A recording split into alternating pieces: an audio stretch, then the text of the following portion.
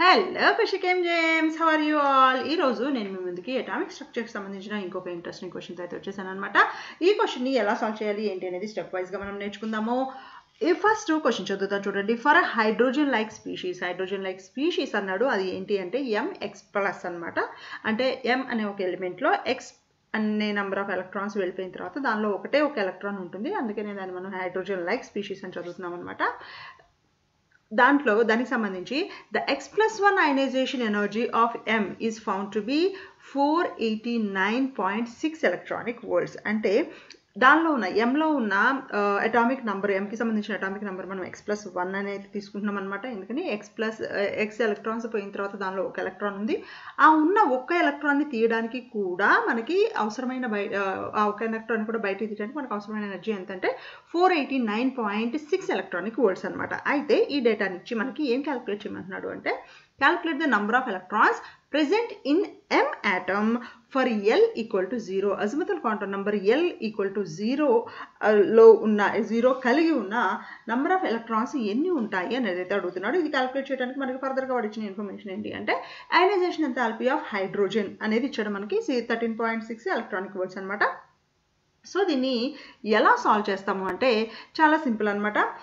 Energy మనకి first ionisation enthalpy of hydrogen మనకి తెలుసు 13.6 ఎలక్ట్రానిక్ వోల్ట్స్ అంటాం మనము.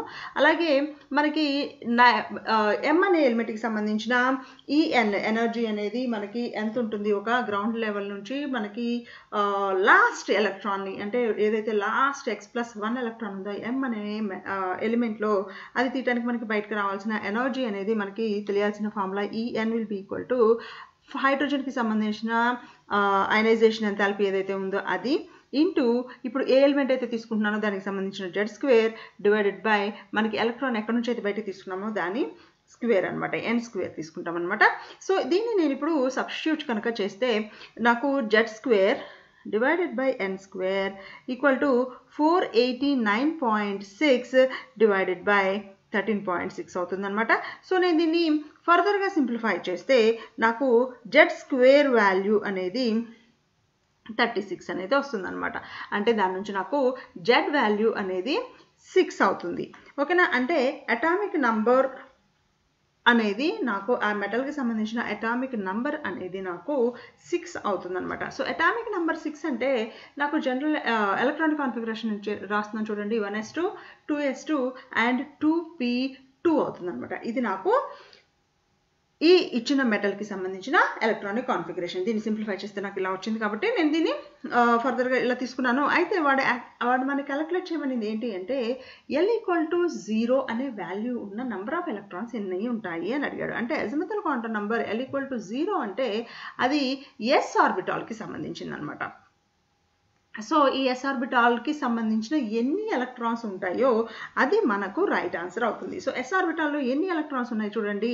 ఇక్కడ మనకి 1sలో 2 ఎలక్ట్రాన్స్ ఉన్నాయి, 2sలో 2 ఎలక్ట్రాన్స్ ఉన్నాయి. అంటే నాకు ఇచ్చిన క్వశ్చన్కి ఆన్సర్ అనేది నాకు 4 ఎలక్ట్రాన్స్ అయితే ఉన్నాయన్నమాట. ఓకే, ఈ వీడియో కనుక మీకు నచ్చితే తప్పకుండా లైక్ చేయండి, షేర్ చేయండి, మీ ఫ్రెండ్స్ అందరితో కూడా కుషికేమ్ ఛానల్స్ని సబ్స్క్రైబ్ చేసుకోమని సజెస్ట్ చేయండి. అలాగే మీకు కెమిస్ట్రీలో ఏదైనా పర్టికులర్ డౌట్ ఉంటే ఆ డౌట్ని నా కామెంట్స్ రూపంలో తెలియజేశారంటే నేను మీకోసం ఒక వీడియో చేసి తప్పకుండా అప్లోడ్ చేస్తాను. See you with another video. Until then, bye.